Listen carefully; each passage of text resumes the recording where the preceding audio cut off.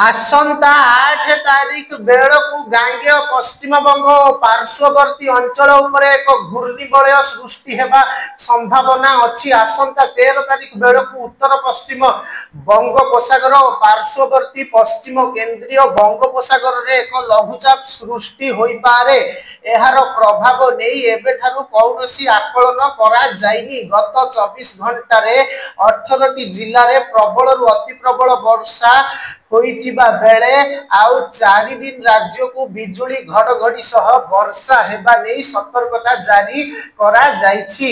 शुक्रवार ठारू बिजुली घड़घड़ी सह वर्षा हेबा नै 20 टी जिल्ला को येलो वार्निंग जारी होइछि। सुंदरगढ़, झारसुगुड़ा, बरगढ़, संबलपुर, देवगढ़, अनुगुल, ढेंकानाल, केन्दुझर, मयूरभंज, बालेश्वर, भद्रक, जाजपुर, केन्द्रापड़ा, कटक, जगतसिंहपुर, पुरी, खोर्धा, नयागढ़, गंजाम और गजपति जिला को येलो वार्निंग जारी करा जाइछि।